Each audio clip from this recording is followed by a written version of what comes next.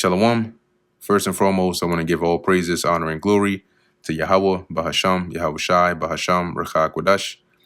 Double honors to the elders and the apostles of Great Millstone, and peace and blessings to the elect. And today we're going to go into the book of Matthew, the 27th chapter. When the morning was come, all the chief priests and the elders of the people took counsel against Yahweh Shai to put him to death. And when they had bound him, they led him away and delivered him to Pontius Pilate, the governor. Then Judas, which had betrayed him, when he saw that he was condemned, repented himself, and brought again the 30 pieces of silver to the chief priests and elders, saying, I have sinned in that I have betrayed the innocent blood. And they said, okay, and what is that to us? See thou to that. That's your problem. And he cast down the pieces of silver in the temple and departed, and went and hanged himself. And the chief priest, so that grief and that guilt ate him alive, man.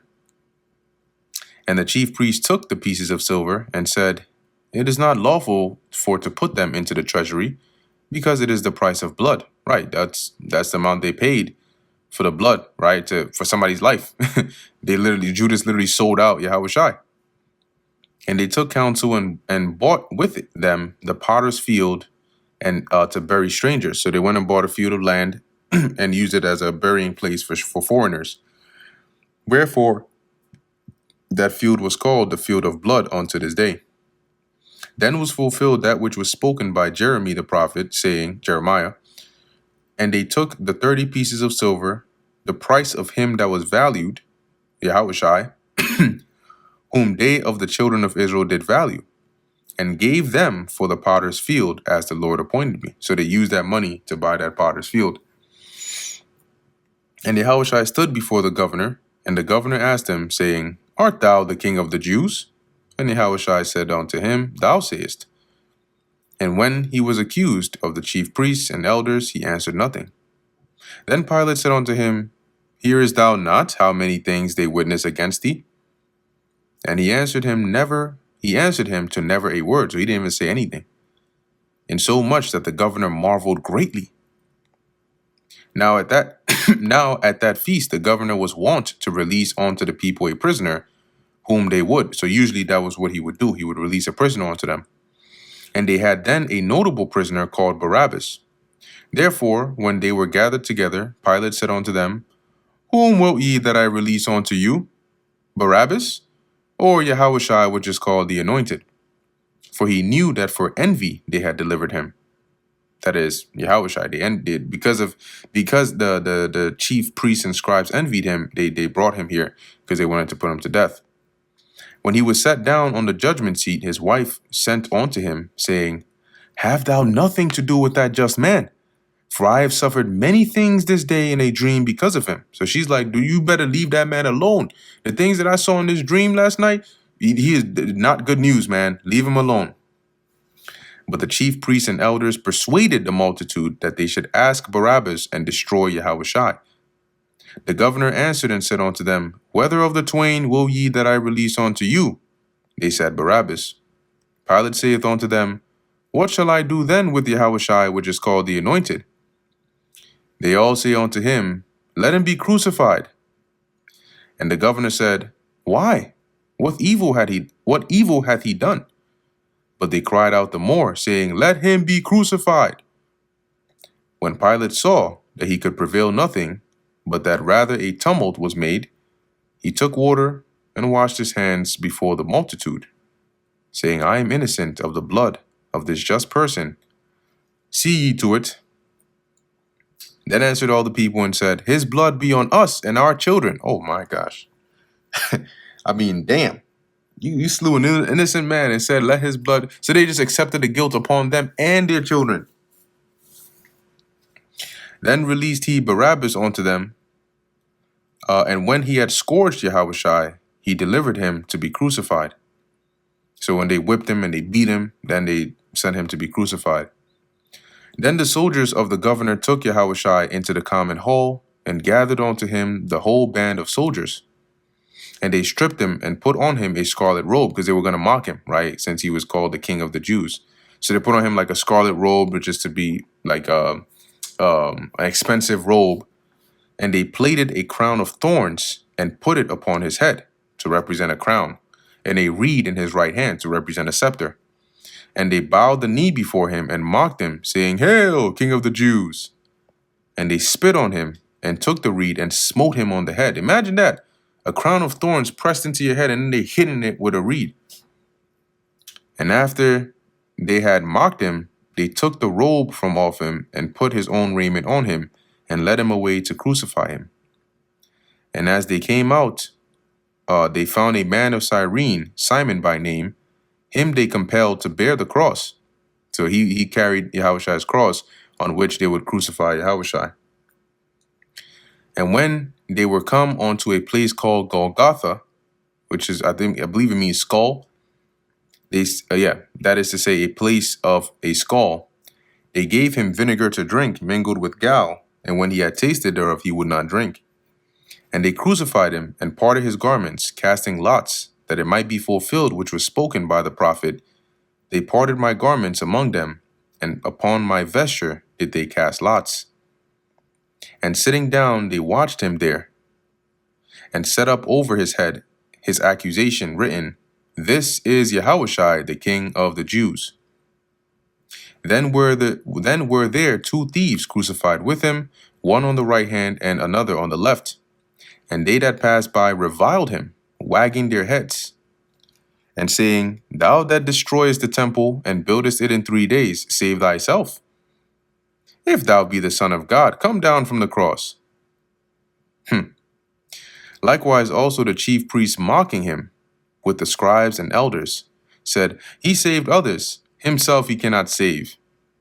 If he be the King of Israel, let him now come down from the cross, and we will believe him. He trusted in God, let him deliver him now. What happened to all those miracles, thou Son of Man? If you will have him, for he said, I am the Son of God," right? You're the Son of God, right? So go ahead. Why isn't God delivering you? The thieves also, which were crucified with him, cast the same in his teeth, meaning they also,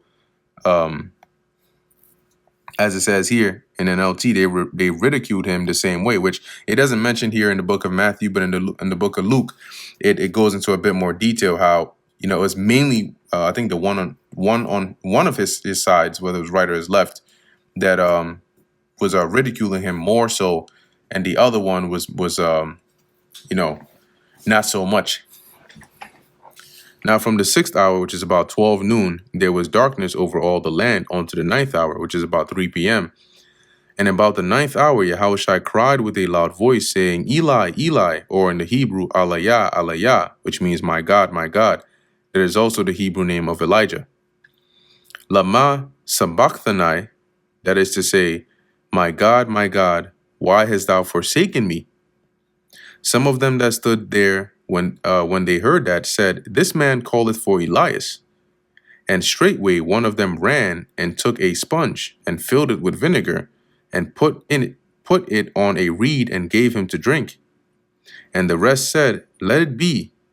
Let us see whether Elias will come to save him." No, leave him. Let's see. He's calling Elijah. Let's see if Elijah's going to come and save him. Yahushua, when he had cried again with a loud voice, yielded up the ghost. And behold, the veil of the temple was rent in twain from the top to the bottom, and the earth did quake, and the rocks rent. And the graves were open, and many bodies of the saints which slept arose. That's people who had died, basically came back to life, and came out of the graves after his resurrection, and went into the holy city and appeared unto many. So after Yahushua had died and risen, upon his resurrection, you had people who had died. Imagine that your husband or auntie or somebody that had died comes out of the grave and goes into the city. Now, when the centurion and they that were with him watching Yahushua, keeping guard, saw the earthquake and those things which were done, they feared greatly, saying, "Truly, this was the Son of God." And many women were there beholding afar off, which followed Yahushua from Galilee, ministering unto him, among which was Mary Magdalene, and Mary the mother of James and Joses, which is Yahushua's mother, and the mother of Zebedee's children. When the even was come, there came a rich man of Arimathea named Joseph, who also himself was Yahushai's disciple. So he was like a secret disciple. He believed in Yahushai's words. He went to Pilate and begged the body of Yahushai. Then Pilate commanded the body to be delivered. And when Joseph had taken the body, he wrapped it in a clean linen cloth and laid it in his own new tomb, which he had hewn out in the rock, and he rolled a great stone to the door of the sepulchre and departed. So he buried Yahushai, had him close the tomb and everything. And there was Mary Magdalene and the other Mary sitting over against the sepulchre. So they watched, right, where he was buried and everything. Now the next day that followed the day of the preparation, being the Sabbath, the chief priests and Pharisees came together unto Pilate, saying, Sir, we remember that deceiver said while he was yet alive, After 3 days I will rise again.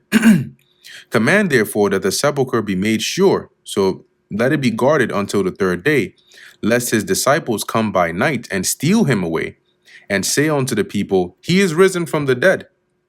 So the last error shall be worse than the first. So make sure there's guards so nobody comes and actually steals the body. And then because then they'll go and tell people, look, he actually rose, and then it's going to be too much. It's going to be at that point too much chaos. It's going to be far worse than the things he said when he was alive. Pilate said unto them, Ye have a watch, go your way, make it as sure as ye can. So take some soldiers and go and set them up and guard it as best as you can. So they went and made the sepulchre sure, sealing the stone and setting a watch. And that brings us to the end of the book of Matthew, the 27th chapter. Lord willing, that was edifying to the elect. In closing, I want to give all praises, honor, and glory to Yahweh, Bahasham, Yahushai, Bahasham, Racha Kodash. Until next time, Shalom.